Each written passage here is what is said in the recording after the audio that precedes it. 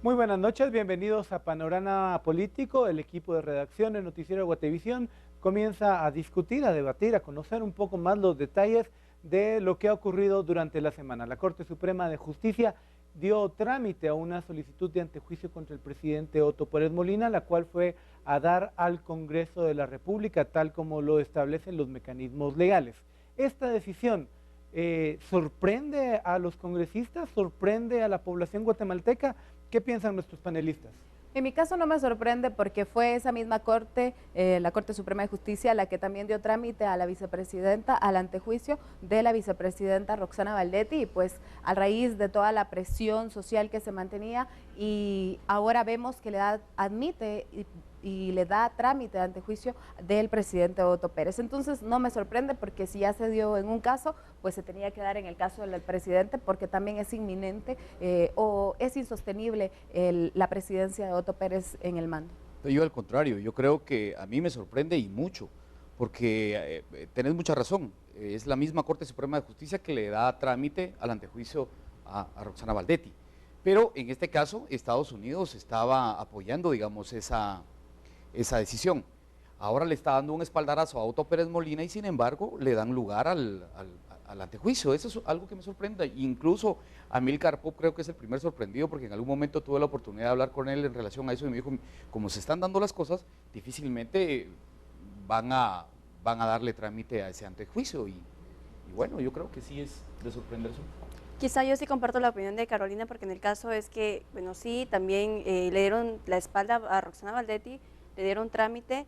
Claro que tal vez habían un poco más de indicios, pero en este caso habían muchas similitudes en los casos. Secretarios privados de los dos funcionarios, caso de corrupción, personas muy allegadas a ellas, involucradas en casos de corrupción, de fondo, de malos manejos, en fin, todo eso ya se veía dando. Entonces a mí no me sorprende porque al final era algo de tiempo, ¿no? Y también en estos momentos nadie, ninguna institución quiere hacerse cargo o de echarse encima alguna culpa, o que todas las manifestaciones se vayan encima de esta institución, y en este caso la Corte Suprema pues toma un papel de decir mejor que se vaya al Congreso y que el Congreso decida al final, que es un trámite también meramente político.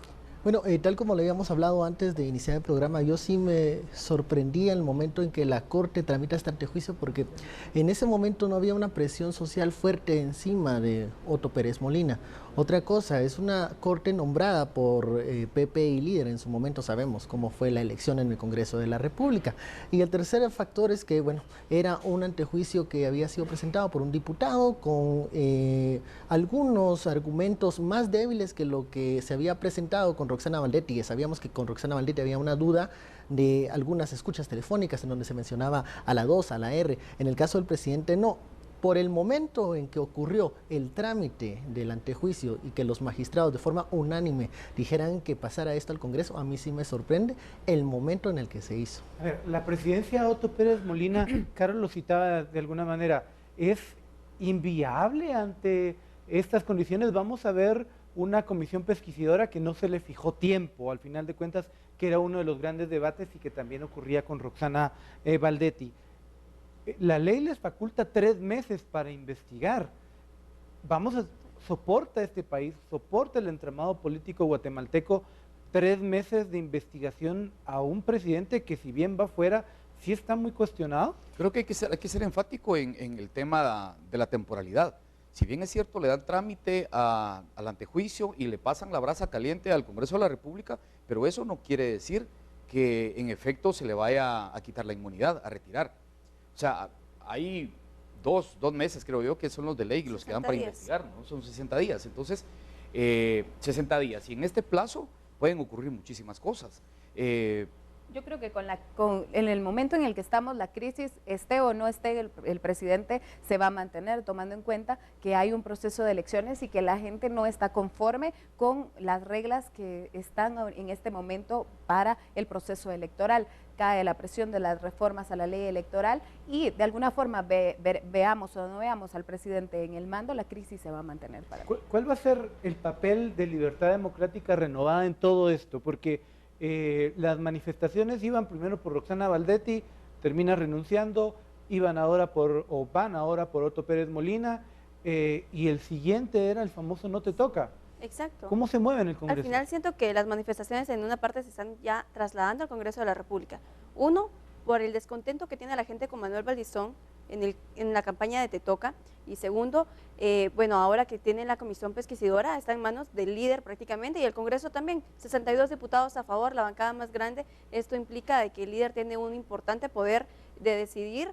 Primero, si hay quórum. Segundo, si dado caso, cuando la comisión pesquisidora envíe el informe, si se le retira o no la inmunidad, porque son 105 votos los que se necesitan para poder decir, bueno, sí, se le retira y que regrese a Ahora, Dulce, se nos olvida que el Congreso es un organismo del Estado ya acostumbrado a ser odiado públicamente. O sea, en estos momentos el Congreso tiene en sus manos una brasa caliente que podría durar muy bien los 2 meses. ¿Por qué? Porque el que tiene el sartén por el mango es líder, y líder va a perder en cualquier escenario.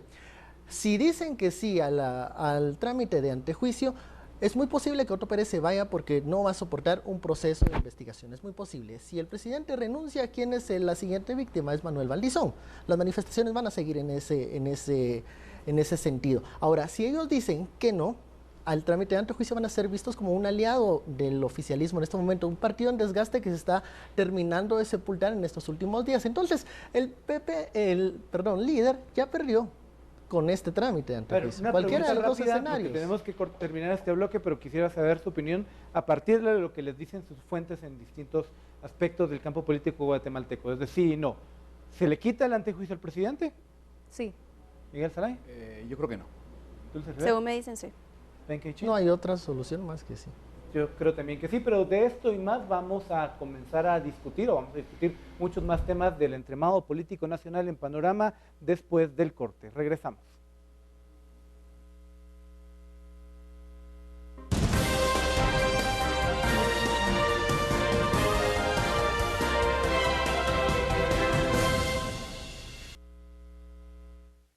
Si nos acompañan este fin de semana en el Club de las Mascotas, les prometo varios temas interesantes. Vamos a hablar del Spitz japonés, una raza que ustedes tienen que conocer. También hablaremos de qué se alimentan los erizos. Veremos un video muy divertido de un perro que no necesita a nadie para divertirse y la historia muy conmovedora de un soldado en Colombia que arriesga su vida para salvar a un perro. Esto y mucho más este domingo 6 de la tarde por Guatevisión. Es el Club de las Mascotas y los espero.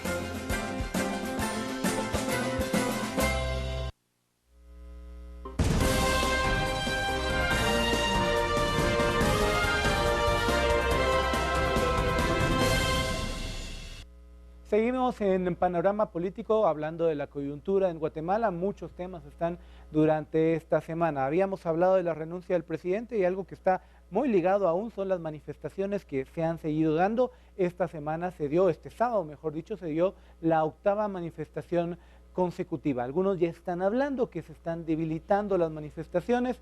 ¿Qué sensaciones, qué impresiones da y qué tanta presión le está metiendo la administración de Otto Pérez Molina estas expresiones ciudadanas?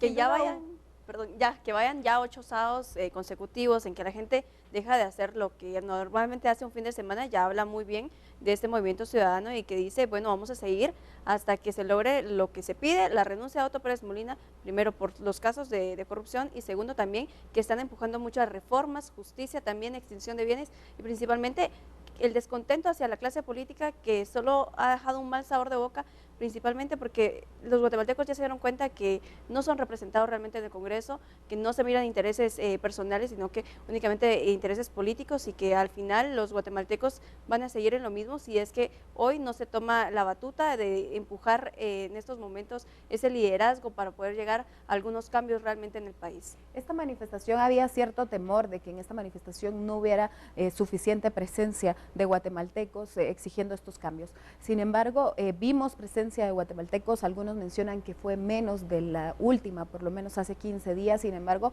de esta manifestación depende también el destino de todo lo que vaya a pasar, pues en el Congreso la presión se traslada al Congreso y si el Congreso ve que la manifestación pierde fuerza, pues de alguna forma se van a desentender en el caso de la renuncia y también en el caso de las reformas a la ley electoral. Durante la manifestación de hoy vimos que un grupo de gente decidió dejar Palacio Nacional y comenzar a caminar hacia el Congreso y después fue de regreso.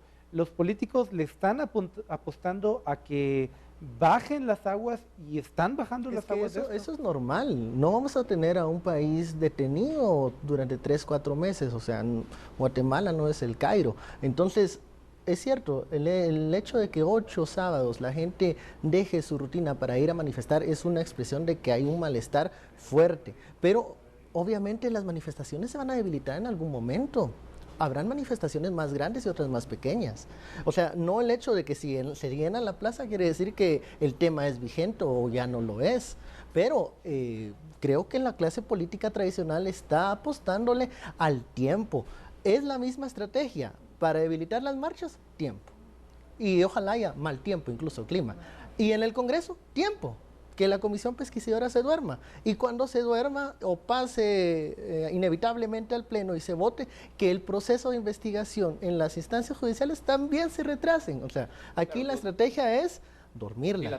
Dilatar absolutamente. Entonces, si estamos pensando que porque hoy llegó menos gente, el tema es menos vigente, creo que sí nos vendieron yo creo que hay 3 elementos que vale la pena mencionar, y uno es que, bueno, están bajando de alguna manera, pero están subiendo el tono en otras áreas, digamos. Las mesas, por ejemplo, las mesas ciudadanas que se están armando para poder reformar las 4 leyes que se ha propuesto. Pero yo quiero mencionar algo que es bien importante también, y es que el presidente hoy por hoy goza del respaldo de la Embajada de Estados Unidos. Bueno, y eso no es cualquier cosa. Pero de alguna manera. Hay que saberlo. Una entrevista que da el embajador de los Estados Unidos a Nómada esta semana, que es la primera vez que el embajador habla en público, esencialmente dice: ustedes eligieron a este presidente y yo lo que estoy haciendo es dialogar con quienes ustedes pero eligieron. No, las declaraciones que dio ayer el embajador te dice, estamos apoyando al gobierno, no a las personas que integran el gobierno. Es lo mismo que cuando se habla del rompimiento constitucional, que yo escucho eso y yo digo, ¿quién está promoviendo un rompimiento constitucional? Si la Constitución establece cuáles van a ser los mecanismos para la sustitución de un presidente en su momento y que presente la renuncia. Nadie está hablando aquí de tanquetas. No, al final ya está establecido ese procedimiento, y si la misma Constitución lo contempla es porque si el presidente se va o no quiere decir que realmente se esté violentando la Constitución política. Lo que pasa es que es una cuestión de berrinche, creo yo, al final de cuentas, porque, a ver, ¿cuál es el sentido de que el presidente Otto Pérez Molina renuncie? Independientemente de que sea el clamor popular. ¿De él o berrinche de los ciudadanos? De él. Okay. A ver, yo no sé, pero a lo que quiero llegar es... Quiero agregar un elemento a todo esto. Durante la semana, el Partido Patriota comenzó a dar luces de algún nivel de descontento con estas marchas. Ya el líder lo había dado de alguna forma. El presidente siempre negó que hubieran manifestaciones, dijo incluso que él le había pedido a los diputados y a los alcaldes que no movilizaran gente, pero curiosamente la ex secretaria general del Partido Patriota, Roxana Valdetti, a pesar de convalecer un problema de úlceras, junta a los diputados, a la dirigencia nacional del PP, y según algunas fuentes lo que esencialmente dice es: traigan gente. ¿Es esto un riesgo? Sí, lo que pasa es que, acordate que también salió Luis Lara y Joviel Acevedo esta semana advirtiendo y amenazando que iban a movilizar gente la semana que viene. ¿Bajo qué argumentos? Que las propuestas que ellos llevaban, que eran entre 10 y 20 iniciativas de ley, fueran prioridad antes de las 4 leyes que se está promoviendo para poder reformar. ¿Qué te dice esto?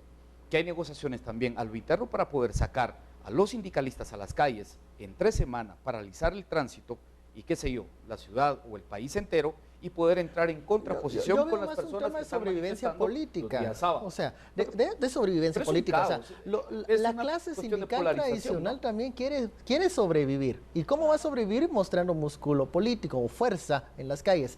¿Qué es lo que pasa? Otto Pérez Molina se va a ir el 14 de enero. Entonces, los políticos que se quedan, los diputados que se quedan, los secretarios departamentales del PP que se quedan, quieren sobrevivir políticamente. ¿Y eso es qué?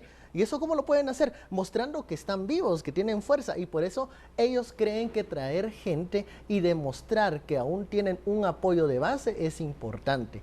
Para el presidente no lo es, porque para el presidente es un problema más, pero para los secretarios departamentales y los diputados es una forma de decir, seguimos vigentes. Ya no nos sacan las encuestas, pero en nuestros departamentos somos fuertes. Pero también hay, creo que hay un riesgo ahí, en que si ellos se prestan a venir con gente, va a pasar lo mismo que pasa en los mítines de líder. Va a llegar la gente a decir, por favor, no les toca, y son un partido corrupto. Pregunta rápida, para sí o no de nuevo. ¿Vamos a un curso de colisión, de caos social, a partir de si existen manifestaciones? ¿Benkei? No. ¿Dulce Rivera? Sí. Yo no, porque creo que no conviene.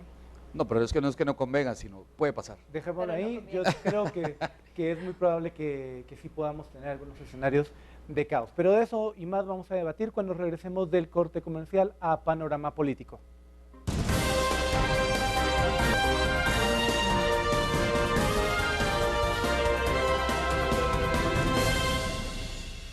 Hablamos ya de las manifestaciones, hablamos ya del antejuicio contra el presidente Otto Pérez Molina, pero falta un tema importante en la agenda nacional en estos días, producto de estos dos escándalos, del caso La Línea y el caso Ixpiza y las consecuentes manifestaciones que han habido, donde la población está comenzando a criticar y exigir un cambio en el entramado legal, principalmente en cuanto a la ley electoral y de partidos políticos. Luis Rabé había convocado por lo menos a 4 mesas, siendo presidente del Congreso, y estas ya se han abierto. Hay opciones para crecer, para que hayan cambios reales en la legislación guatemalteca para limpiar de alguna forma el sistema electoral. Yo creo que en principio, desde el principio se empiezan a ver algunos problemas serios en cuanto a abuso de autoridad, y lo digo por Luis Rabé, el presidente del Congreso, porque claramente la ley orgánica del Congreso de la República, en su artículo 28, establece que el presidente no puede integrar estas mesas.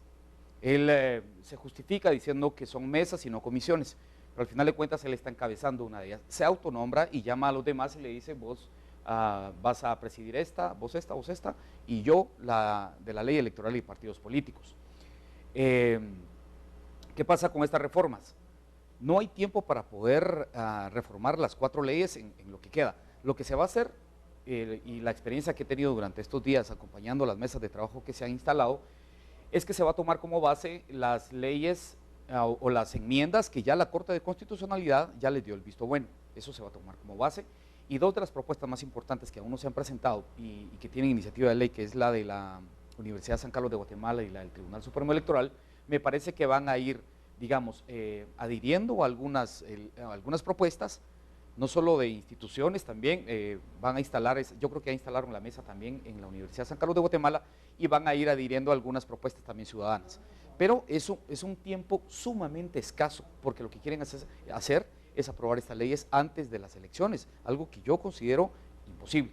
Yo creo que lo vital acá es que el Tribunal Supremo Electoral sea el que lidere esta propuesta de reformas a la ley electoral, que hasta el momento no ha presentado y que aseguraron en estos días, la próxima semana lo iban a presentar, pero sí, que el Tribunal Supremo Electoral se mantenga liderando estas propuestas a la ley electoral, sociedad civil en apoyo, la sociedad guatemalteca también apoyando, y el Congreso de la República, que tiene una legitimidad muy por los suelos, tiene que hacer caso a esta demanda de reformas. Ahora, ¿qué tanto estas reformas tienen que ser aplicables a este proceso electoral? No creo que el Congreso vaya a hacer eso. Los actuales diputados no creo que vayan a aplicar normas que no les favorezca bajo estas circunstancias o bajo esta situación. Sin embargo, creo que el que las aprueben para que sean aplicables a próximos procesos electorales, este es el momento y es un buen inicio. Yo creo que sí hay tiempo para aprobación de este paquete de leyes. Lo que pasa es que no hay voluntad. No bien el paquete de las reformas electorales.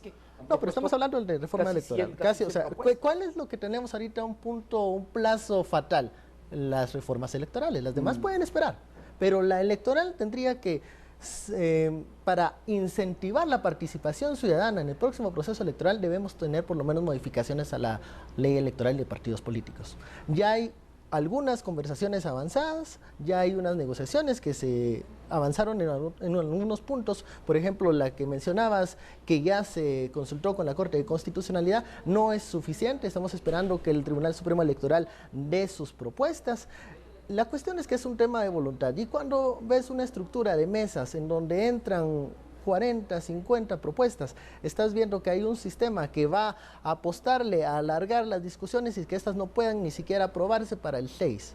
O sea, estamos corriendo contra el reloj. Por eso es importante que la ciudadanía presione, porque aquí es un juego de hagamos la cansada, y si se cansa la ciudadanía, nosotros aprobamos lo mínimo de la reforma a la ley electoral y no lo máximo que es lo que está pidiendo la gente. Al final yo siento que las mesas también son un poco de burla hacia la misma ciudadanía para decirles, bueno, los tomamos en cuenta, pero realmente no están siendo escuchadas las propuestas. Al final solo quieren agarrar lo que ya está de la Corte de Constitucionalidad y hacerlo como propio. Y al final siento que es una burla completamente a la ciudadanía. Pero por lo menos aparte, que se aprueben esas. Sí, o sea, pero de eso a nada. Que la ciudadanía estuvieron dormidas claro, todo este tiempo. pero al final quizá, como tú lo mencionabas, es algo de voluntad política, pero realmente no hay voluntad. Los partidos políticos no les interesa porque no les conviene en ningún momento cambiar las reglas de juego en este proceso electoral. Y lo que vamos a ver, si no se cambian las reformas, no se hacen modificaciones a esta ley, es que va a haber mucho abstencionismo a las personas, porque al final eso es lo que dicen, ellos no quieren llegar a las urnas